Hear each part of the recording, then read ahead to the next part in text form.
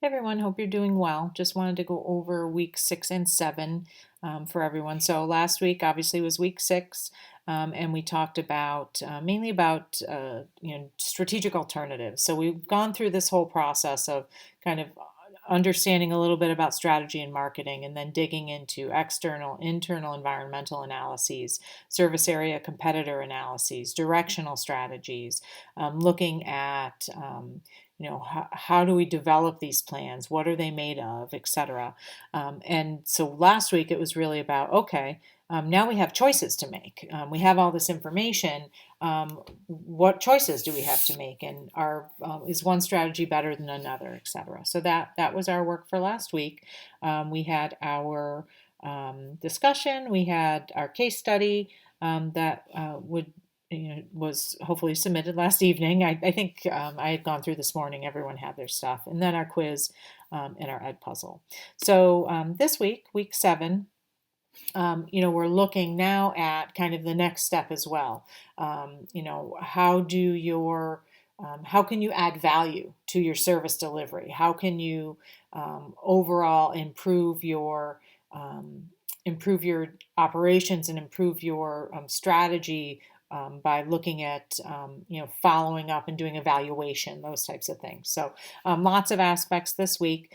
We have our discussion about culture, and culture is so important. One of the things that I always say is that culture eats strategy for breakfast. So we could have, we have this 8-week course about strategy, but we don't talk at all about culture. And if your strategy doesn't fit your culture, it will fail. There's zero chance that it will succeed. I think back to my roles in compliance, and I had the opportunity to work with an organization that was very dedicated to compliance. Really wanted to make sure, because all compliance is doing the right thing. Following the law, following ethical standards. That's what compliance is about. And I had the pleasure of working for an organization that was very that was really what they wanted to do. They just wanted to do the right thing. So they had a great culture, and they not only had a great culture from a compliance perspective, but they provide high level, excellent quality healthcare, and that's driven from the top down.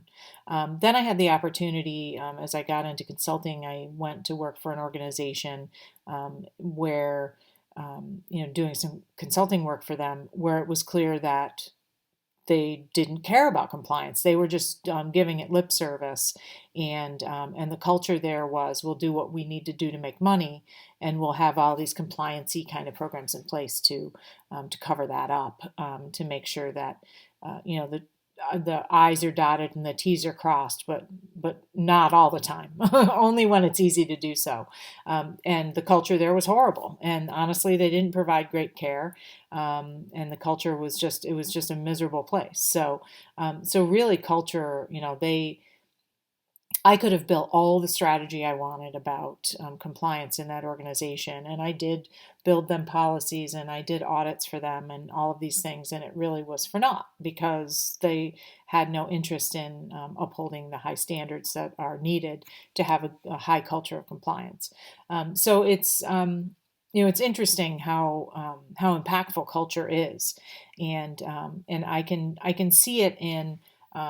It's interesting, just culture overall, like the culture at RMU, in my work at RMU, it generally is very positive.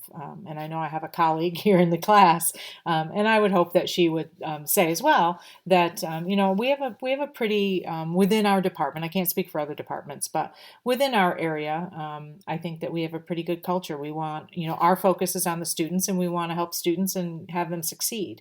And my husband had the opportunity, he no longer works there, he works somewhere else, but my husband had the opportunity to work for another university where that wasn't the case.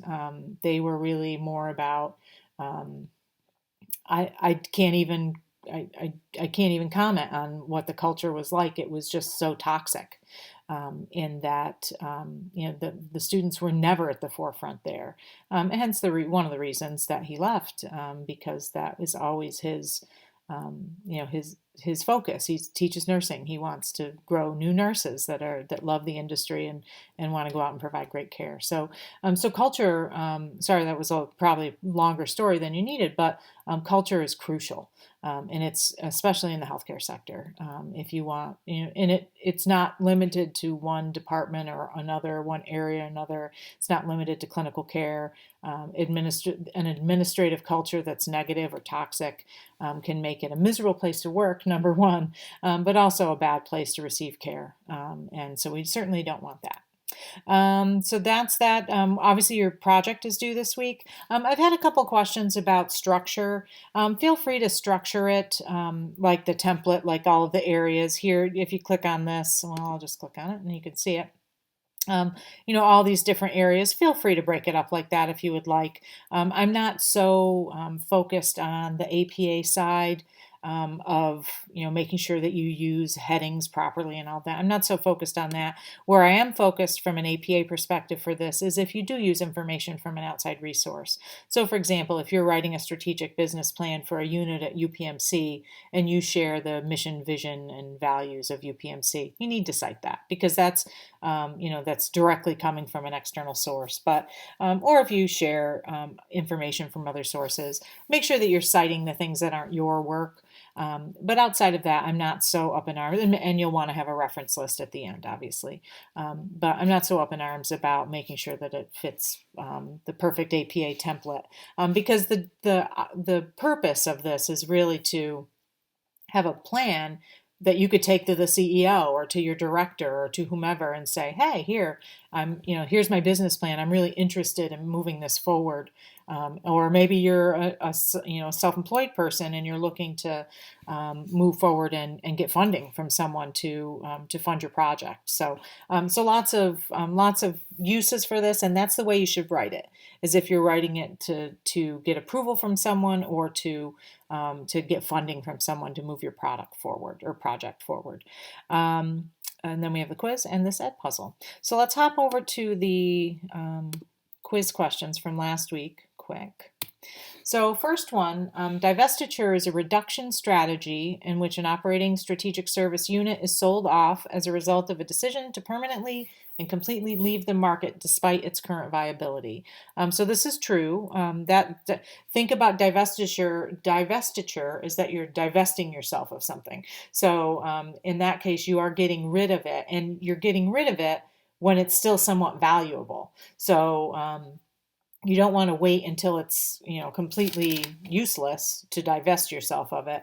Hopefully you would divest yourself of something prior to it losing all of its value, prior to the thing losing all of its value. And divestiture is usually when like for example, it's like physician practices are one thing that there was a time when a lot of hospitals and health systems were buying up physician practices like crazy because there was a new rule back in the early 2000s where it made it look like it was going to be more lucrative if you had physician practices and you were a hospital. Well, then they found out that that's really not the case, that physician practices actually cost a lot of money to operate, and these rules became more complex with regard to how they can operate these provider-based organizations in the physician practice world.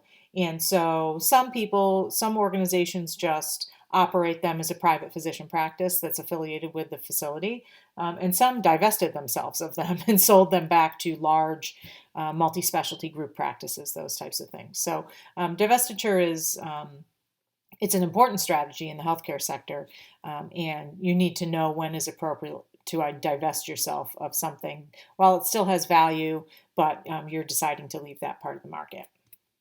Next question. SWOT analysis has no provision for prioritizing or evaluating the internal strengths as being competitively relevant, competitive advantages or competitive disadvantages.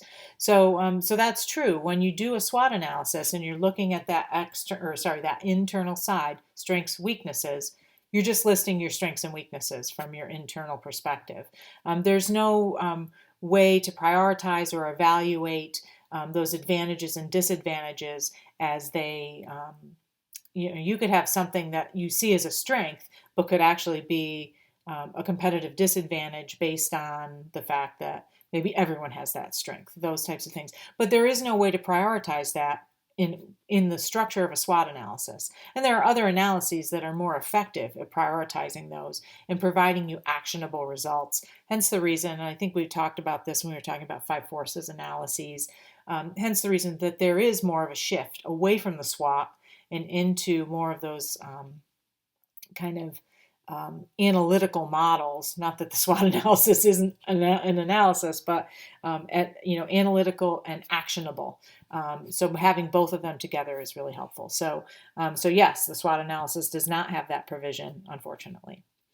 Next one, which of the following is an expansion of scope strategy? And I'm actually going to pull out my textbook here because there's a list of them.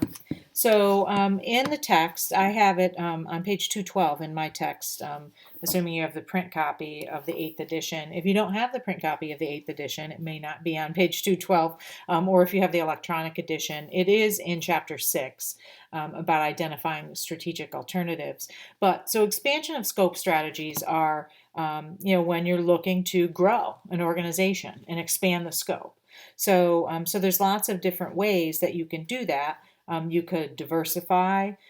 You could have market or product development ongoing. You could have a higher level of market penetration, meaning that you're getting more of that market share. You're penetrating the market further. Or you can have and now I can see why people may have gotten this wrong. It's really vertical integration is the term that's used in the textbook.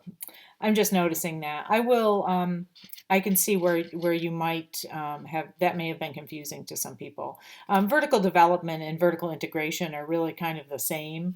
Let me see if it talks about it in here. It just talks about integration. But see, that's why it's good that I actually sometimes look at the textbook when I'm talking about these things. But so vertical development, vertical integration is not an unseen, unused item in the healthcare sector. It's actually quite common, and it's when you think about an organization like UPMC or Highmark Health, they have a lot of vertical integration where you're growing along your channel of distribution. So you started with a hospital. Actually, we'll use Highmark. It's a better example. So you started with an insurance company and you've expanded that. So you went from insurance company to other people along your value chain. So hospital, physician practice, etc. You expanded that vertically. So when we talk about horizontal integration, we're talking, I wish you could see me because I'm moving my arms. I've had camera issues for about the past month and a half, so I haven't really been on camera much. But so the horizontal integration, think about the horizon or a horizontal line.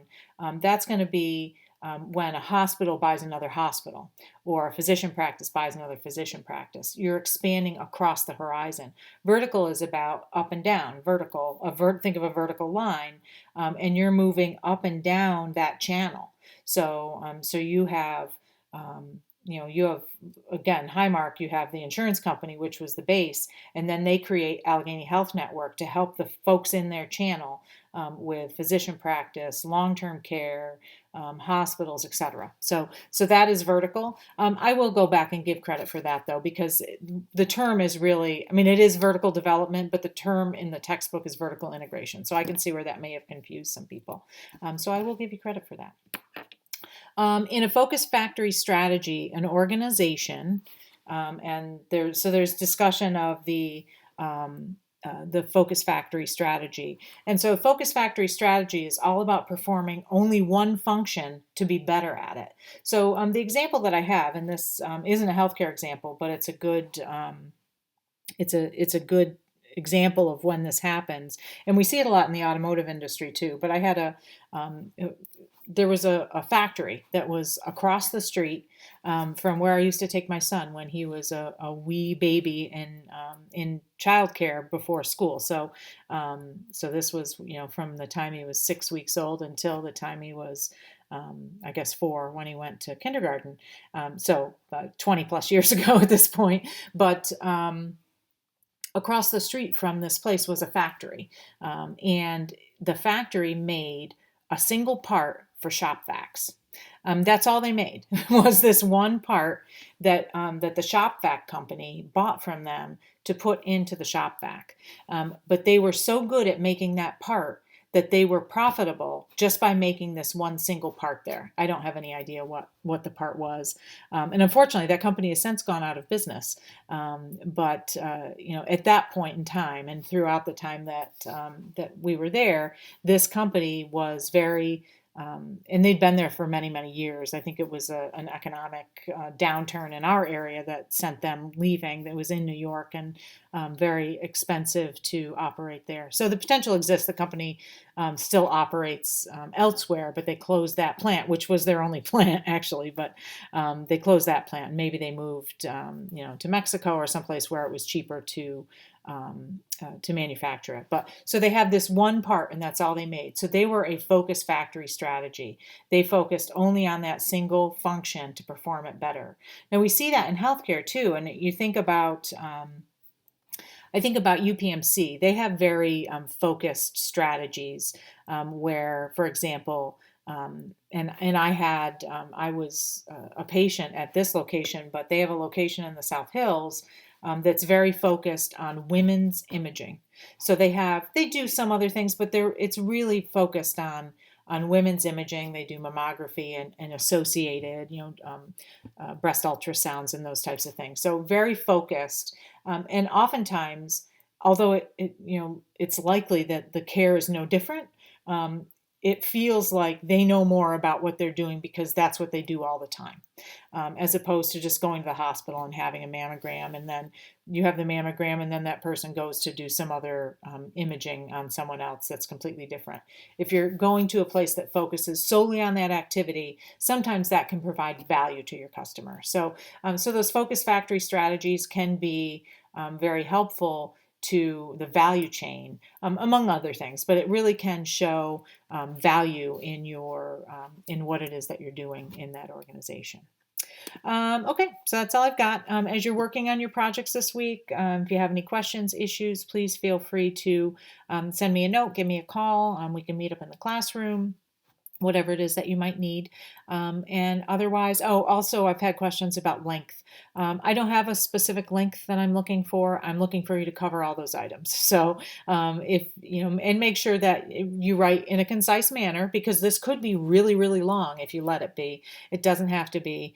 Be concise in your writing, and you should be in good shape. So again, any questions, let me know. Otherwise, I will see everyone in the classroom. Thanks.